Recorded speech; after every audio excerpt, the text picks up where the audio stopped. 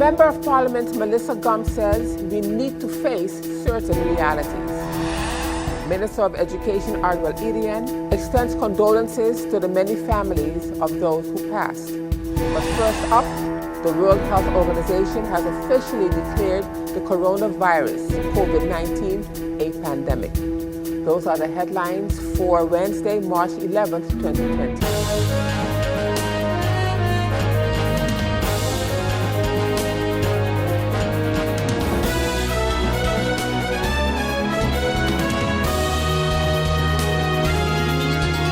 This is SXM Daily News. I'm Valerie Van Putten. Now for the details.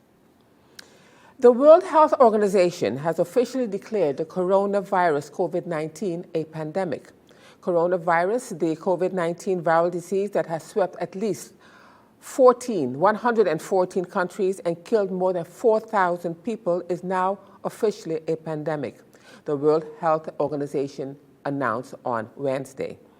This is the first pandemic caused by the coronavirus, WHO Director General Tedros Ghebreyesus declared in a briefing in Geneva.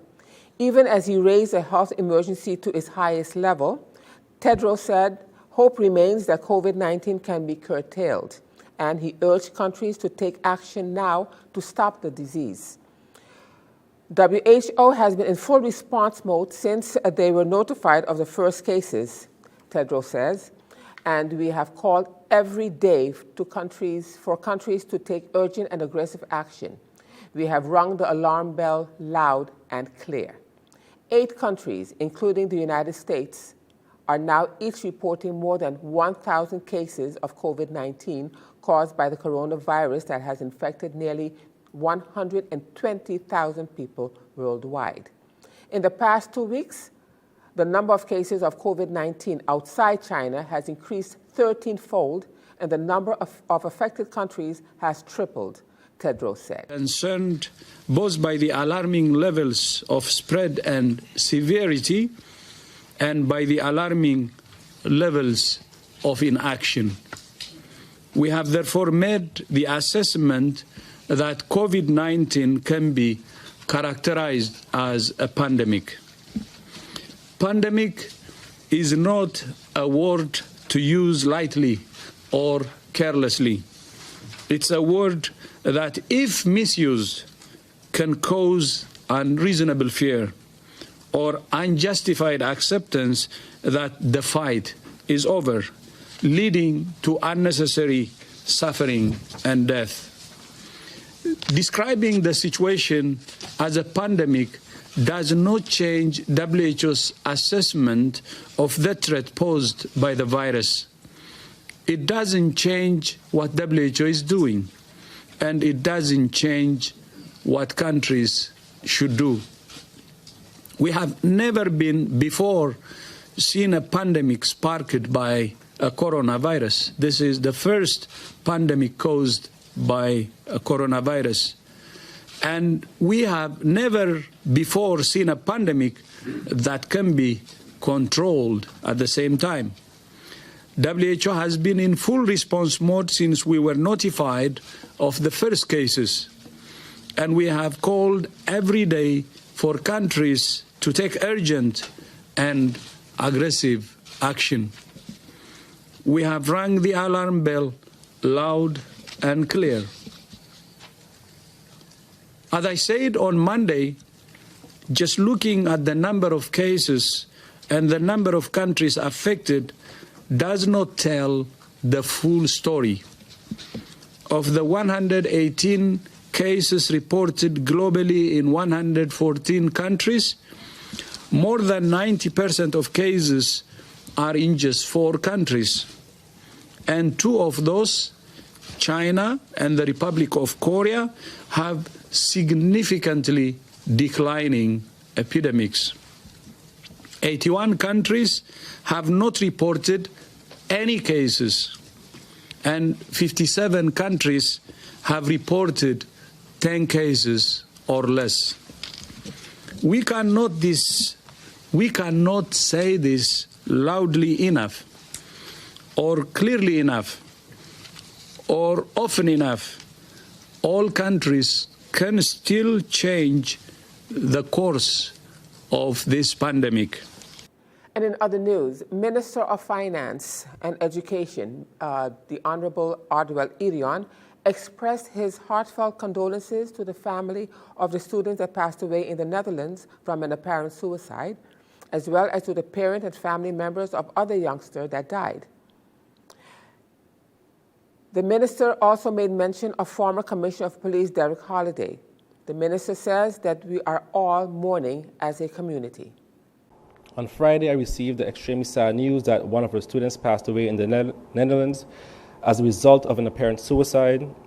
We are all saddened by her death and wish to express our heartfelt condolences to our parents, family, and friends.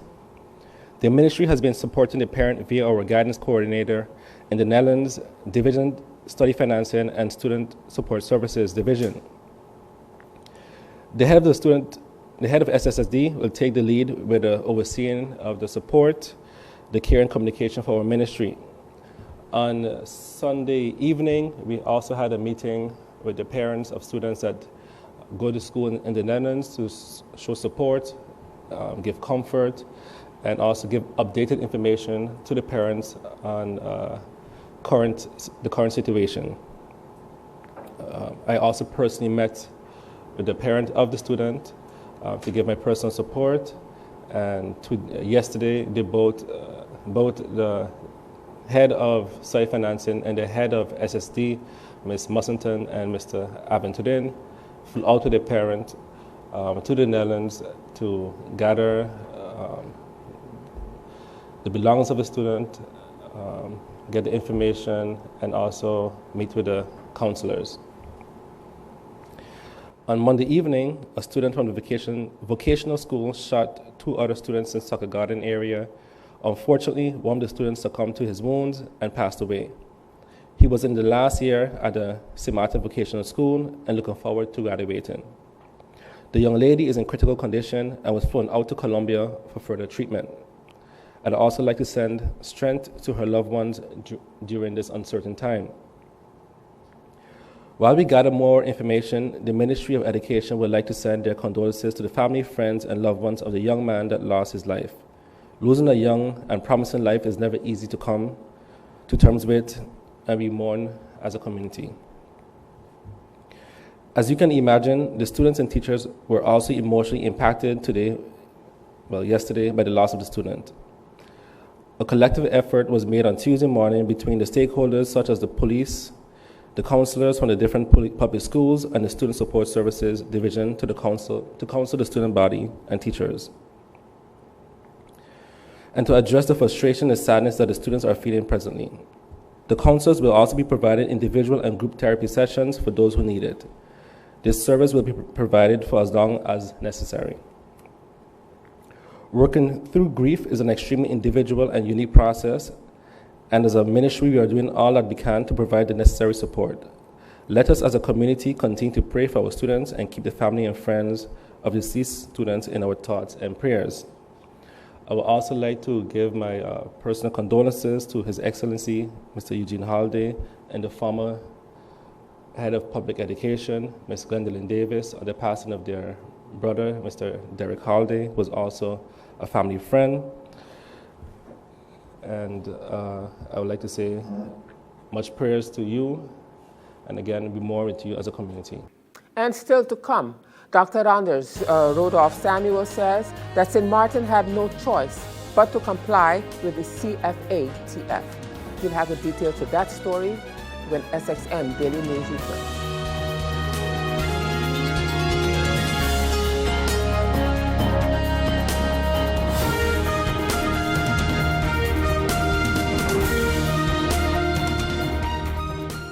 GEBE has been faithfully serving the communities of St. Martin, powering your home and our economy. Come rain or shine, our qualified team of professionals are working hard 24 hours a day to provide you and your family with safe, reliable electricity and water. We use the latest technologies and test our products daily to maintain the highest international standards. Our friendly staff is always there to assist you, whether in person, over the phone, or online. We are committed to constantly improving our products and services, making them more efficient, effective, and environmentally friendly to serve you better today and our next generation of clients tomorrow. GEBE, powering a brighter future. Our friend Megawati is here with tips to save you energy. 1. Turn your airco temperature up. 2. Use a ceiling fan instead. 3. Buy energy-saving products. Save some green with NVGEBE. And as we continue now with the news, Member of Parliament Dr. Anders Rudolph Samuel, while discussing the CFATF in the public meeting of Parliament on March the 6th, 2020, said that when he came to Parliament, there was a division. On the one side, St. Martin had no choice but to comply with the recommendations of the CFATF. On the other side, St. Martin is asked to approve the Penal Procedure Code, and in some point in time, the both of them refused together. It was done so to put pressure, and if not done, St. Martin would have been blacklisted. When I came to Parliament, I met something happening, and I'm trying to talk in a way that the people listening to us can understand what's happening here today. What I met was members of Parliament on one side of the aisle with a request, and on the other side was the ministers and I would say the civil servants, the ones that are supporting the ministers. And the request was because of the following. St. Martin have no choice but to comply with the recommendations of the CFATF. That's one side of the story. On the other side, St. Martin is asked to approve the Penal Procedure Code. And at some point in time, the both of them were fused together. And it was explained that it was done so in order to put pressure on the members of Parliament to pass the Penal Procedure Code, which was perceived that they didn't want to do, because if they didn't pass the Penal Procedure Code, St. Martin would be blacklisted because St. Martin would not have complied with the recommendations from the CFTF.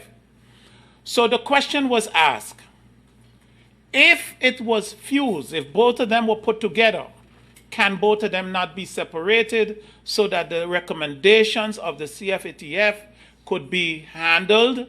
And we know that the Penal Procedure Code would also be handled, but that can then take some time because the recommendations to get St. Martin out of round 3 is what is crucial and at the crisis time, not the approval of the Penal Procedure Code. That is yes, a law that needs to be passed, but we need to understand also that presently we have a code. Presently, we have a Penal Procedure Code. It is not like St. Martin doesn't have a code. The one we are talking about today is the improvement on the one that we are using at this moment.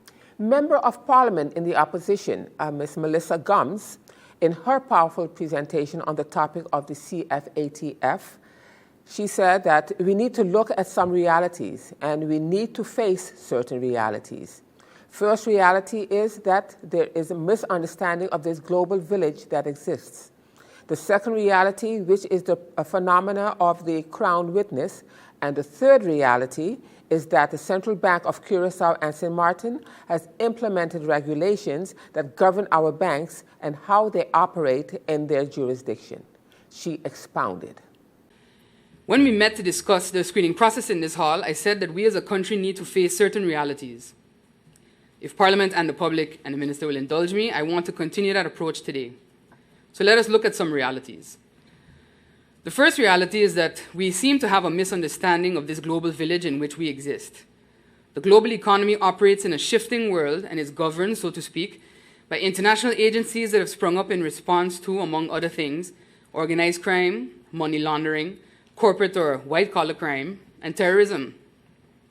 We as a country, as Parliament and as government, need to realize that we're not in this by ourselves. There is a world outside of these 16 square miles, I will not disagree that we are unique and special, but we should not be so arrogant to think that we are so special that we could sidestep, twist, or mold internationally accepted and implemented regulations. Indeed, regionally accepted and implemented regulations. We have foreign banks and foreign correspondent banks that want to see our regulations in place. They are the ones liable if a fraudulent act occurs in St. Martin and passes through their system. Their name is the one called, and their stocks are affected. The start of a trickle-down effect. If a measure comes against us that hampers our ability to engage in international transactions, it impacts more than just the mother trying to order a bed set off of Amazon. It impacts the ability of prime distributors to order food, of Sol and Texaco to order fuel, of distribution agencies to order medication. That is the true potential impact facing us with this trickle-down. I'm not fond of gambling, so I do not want to gamble on these possibilities. The second reality is the phenomenon of the crown witness, as my colleagues have stated before. And within the kingdom, we have precedents of the crown witness being used in our legal system, so I do not want anyone to say that this is a new thing being forced on us. In 1994, we had the first instance of the crown witness being used within the Kingdom of the Netherlands, right here in St. Martin. It involved 6 people, 2 of whom were police officers, around $56,000 in cash, and the alleged potential purchase of cocaine. At the heart of the case was an instance of police corruption, which prompted the prosecutor to offer a deal to the 2 drug dealers in exchange for their testimony against the corrupt officers. They were designated as crown witnesses in this instance, and the term was entered into the legal terminology of the kingdom. I know some of my colleagues might say this is a big deal, it involves drugs, and that most of what happens here is not a big drug deal related. But you see, the problem with organized crime is that it goes beyond drugs. It includes financial fraud, money laundering, bribery of officials, and a host of other money-related offenses. We should not be so narrow in our view to believe that just because there's not a gram of cocaine or a hail of bullets exchanged in an offense, that it does not warrant the use of all the tools of the judiciary branch. This is not to say that the judiciary should run wild over people's personal lives. I believe in the concept of justice that is swift, certain, and fair, but I do not believe in fear-mongering the people to think that we are all in the same boat, because we are not. I was a marketing communications minor, so language, words, matter to me. Language meant to instill fear and terrify the people has no place in an informed, impartial, and educated debate. We deal a very real insult to countries that have and still face the types of scenarios such as police state or Gestapo practices in the world today.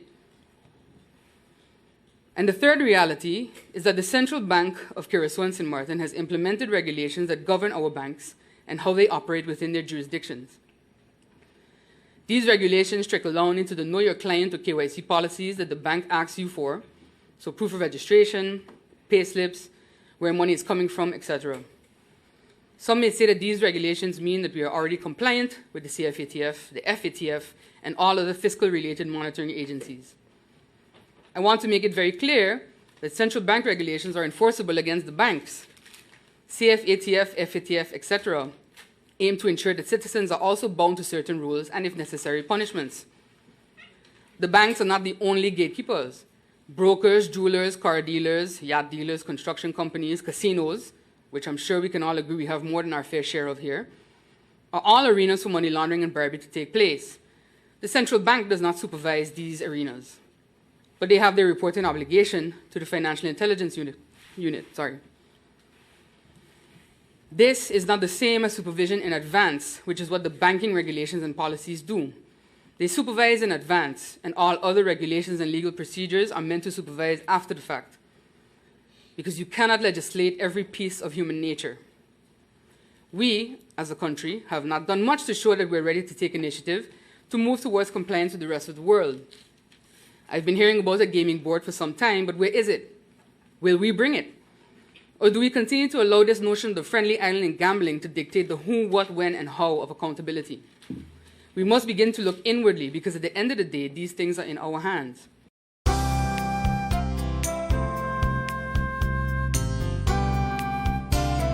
And now turning to our weather forecast for March 11th, 2020. A relatively dry atmosphere will continue to restrict precipitation across the region. Meanwhile, the Atlantic high-pressure system centered north of the local area will maintain light to moderate winds.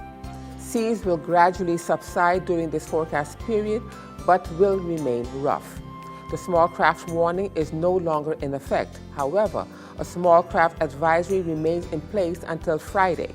Small craft operators and sea bathers are advised to exercise caution on open waters. Now let's turn to your 3-day forecast.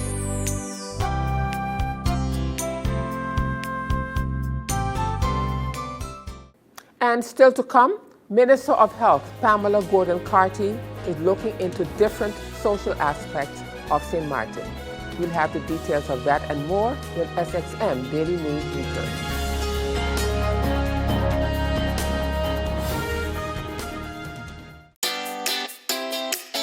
Make use of WIB mobile banking with easy access and direct usage of face recognition,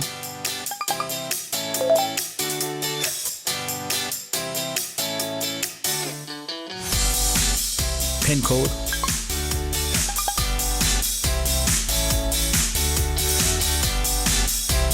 or fingerprint. Download WIB mobile banking app and make your transaction from anywhere at any time. For more information, visit wib-bank.net/quick-login.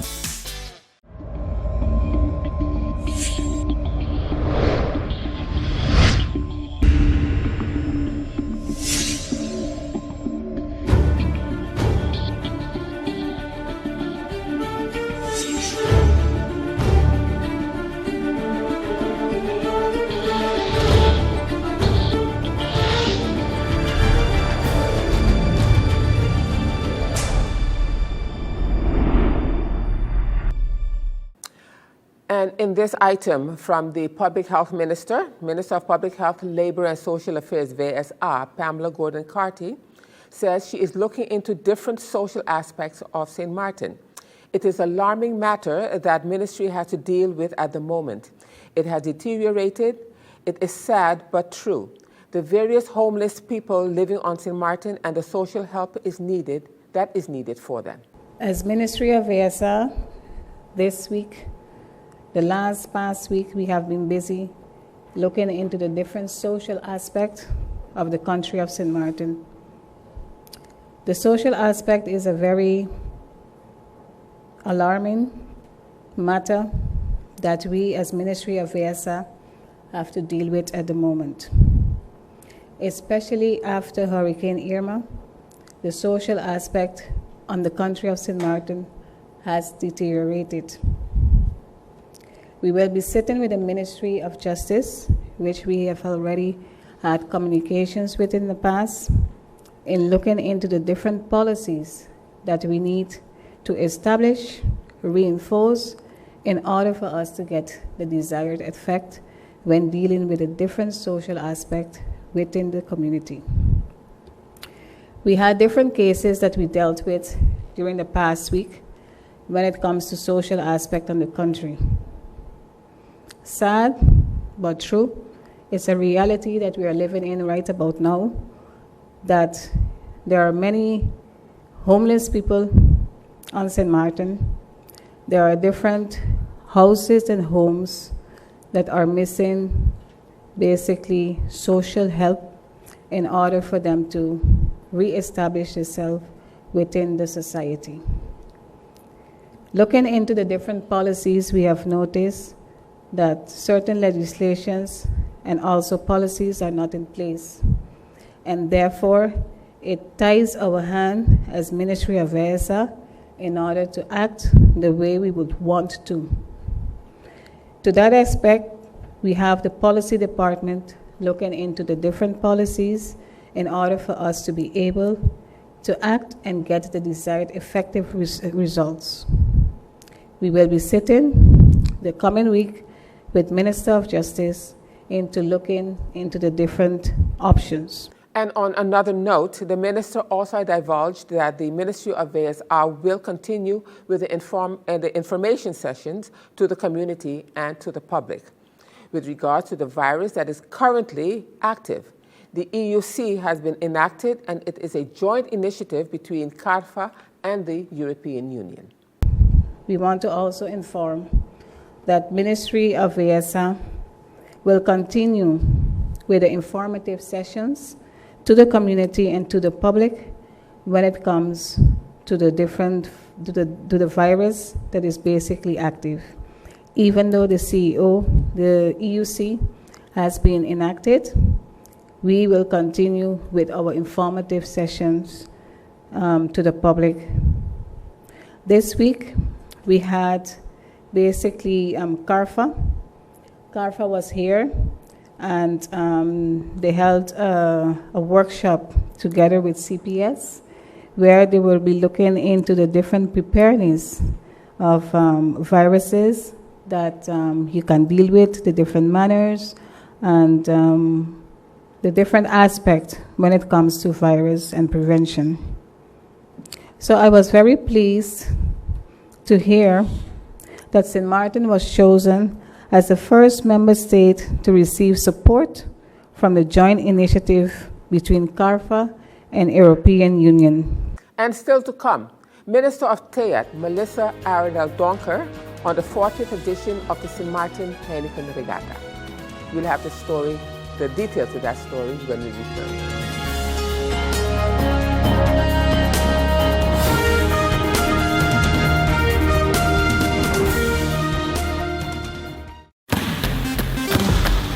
Hello, St. Martin. My name is Jose Helaga and I play basketball. I have organized basketball events in St. Martin. Sport matters to me because it makes everybody come together in unity. So I challenge the businesses community to step up for sports and help us rebuild and repair our facility. I'm also asking the community to nominate local businesses in your area to take on the challenge and step up for sport because sports matter. Check out the Department of Sports SXM Facebook page for more information. #SportMatter, #AreYouIn. Minister of TEAT, Melissa Arundel-Donker, speaking at the weekly Council of Ministers press briefing, the minister conveyed her congratulations to the organizers of the 40th edition of the St. Martin Heineken Regatta, which was held over the weekend. The minister said the event brought over 1,200 visitors and 149 vessels to the island. The objective, according to the minister, was to further promote the island and bring awareness of St. Martin with increased visitor arrival. Over the past weekend, the Ministry of TEAT, through the Tourism Office, supported the 40th anniversary of the Heineken Regatta, for which I would like to convey congratulations to the organizers. This event brought to our shores approximately 1,200 visitors who directly participated in the event, besides the additional spectators and guests on the island. There were 149 registered vessels with an average crew of 8 persons per vessel. The ministry objective of supporting such an event is included regional and international avid sailors and fans to the destination, to further promote St. Martin as a musical destination, to create awareness to St. Martin and what has to offer in its entirety, and most importantly, the increased visitor arrival, with the results of obtaining an economic spin-off through various sectors, for instance, the hotel sector, restaurant sector, wholesale retailer sector, through provisioning the transport sector through car rentals and otherwise. For this upcoming weekend, the St. Martin Music Festival will be hosted, for which the ministry has pledged a support in the amount of 180,000 guilders. Again, the ministry viewed these activities as event tourism, which benefits the island's promotion of destination through the reputable media coverage, hotel and restaurant activities. I am Valerie Van Putten. Thank you for watching this evening. Just a reminder that this and other programs are available online. Simply log on to stmartinmediacenter.com for viewing. On behalf of SXM Daily News Team, I thank you for watching, and I look forward to having you back again tomorrow.